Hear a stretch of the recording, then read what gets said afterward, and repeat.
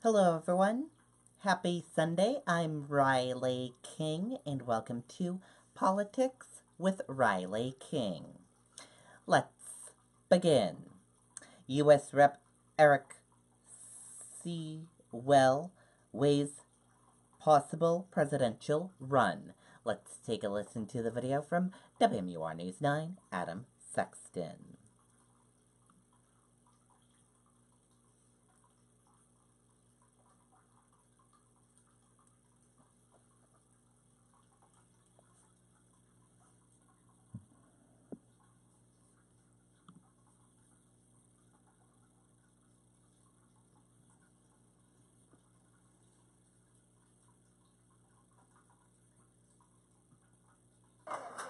Bag over his shoulder and ready to get out into the Granite State, Congressman Eric Swalwell of California is direct and to the point when it comes to his intentions here. I'm considering running for president in 2020, and I believe that the country wants a leader who will go big, do good, and be bold in the solutions that are offered. Swalwell is an outspoken critic of President Donald Trump, and after seeing Trump's former attorney, Michael Cohen, interviewed on Good Morning America, describing the pervasive control Trump allegedly exercises over decision-making, Swalwell is taking an even harder line on this administration. We have now more evidence than ever that Donald Trump was associated with a criminal campaign, a criminal transition, and presides today over a criminal presidency. The congressman is just 38 years old, but he's heading into his fourth term on Capitol Hill. He won his seat in 2012 by defeating a 20-term incumbent. Sitting down for an interview on Close Up, he says no one should confuse his youth for inexperience. I've gone, to the war zones. I've stood up for 7 years in an Oakland courtroom fighting for homicide victims. I've been a city council member. He's out in front on the hotly debated gun control issue, calling for the reinstatement of the assault weapons ban and adding an aggressive gun buyback initiative that includes criminal prosecution for those who don't comply. How is that constitutional? Yeah, I want us to be bold in the solutions that we offer. And with assault weapons, even if we banned future sales and manufacturing, we would leave 15 million across the country. So it would be over 100 years before they were out of circulation. I want our kids to be safe in their schools now. In Manchester, Adam Sexton, WMUR News 9. Okay, and there you go on that video and that report.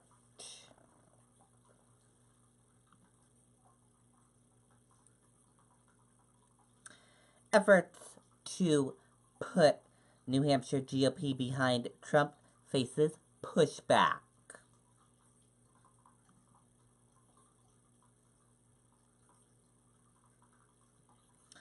An effort to put the New Hampshire Republican Party in President Donald Trump's corner ahead of the state's leadoff presidential primary is facing both private and public pushback.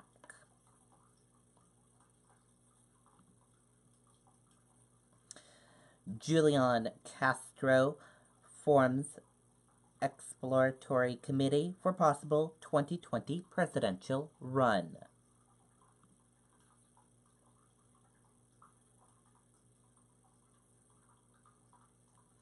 Let's take a listen to the video from WMUR News 9, Charisse LeClaire.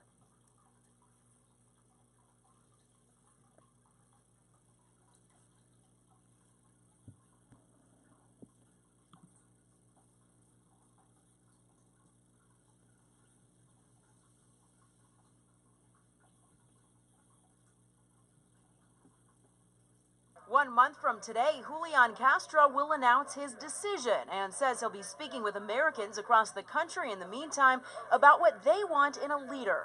They want a leader that's going to try and unite people instead of divide them. They want somebody who's focused on creating opportunity for everybody in this country. And they want somebody in the White House that can restore a sense of dignity. Castro is no stranger to New Hampshire. He was just here in October and has been to the state several times in 2018. And he says that relationship with the first-in-the-nation primary state will continue if he chooses to run. New Hampshire is crucial to any Democrat that is thinking about running because y'all have the first-in-the-nation primary.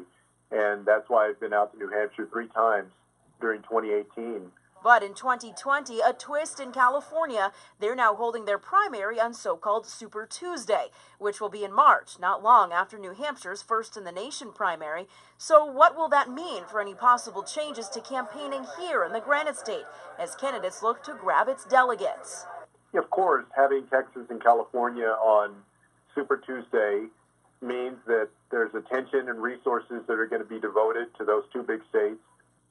But Castro went on to say, despite that change in California, he still believes Iowa and New Hampshire will play a major role in selecting the nominee.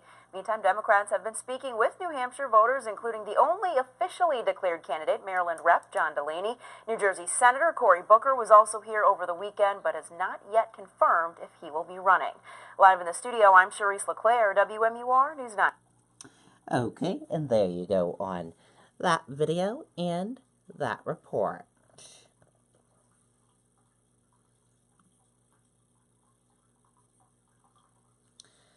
2019 expected to be a wild year of political change in the Granite State.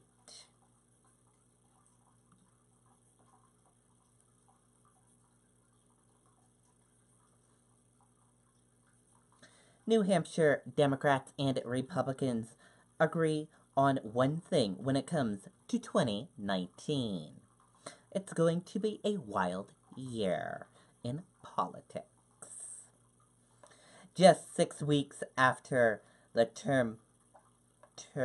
midterm elections in which Democrats won control of the New Hampshire legislature and Republican Governor Chris Sununu was elected to a second term, the rumblings of what is expected to be a raucous year ahead are already invaded.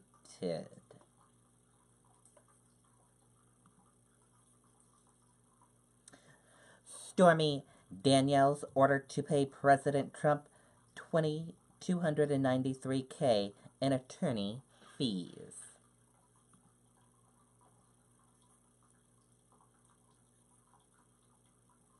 A federal judge has ordered porn star Stormy Daniels to pay Donald Trump nearly $293,000 for his attorney's fees and another $1,000 in sanctions after her defamation suit against the president was dismissed.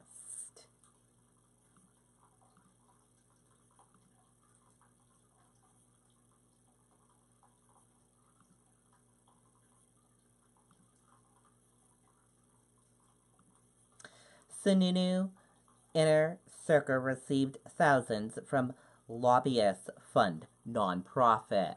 Let's take a look at that article from the Union Leader. Take a read and look.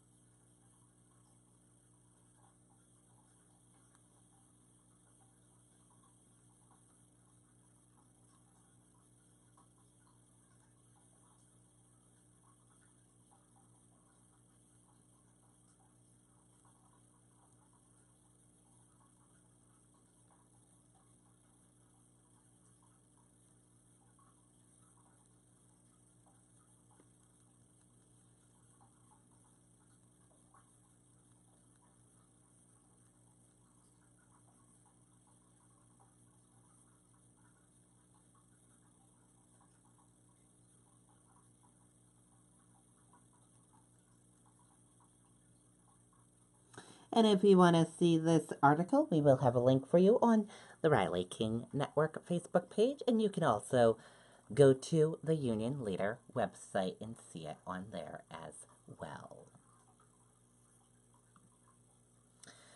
Rudy Giuliani's Trump's lawyer blasts Michael Cohen as pathetic.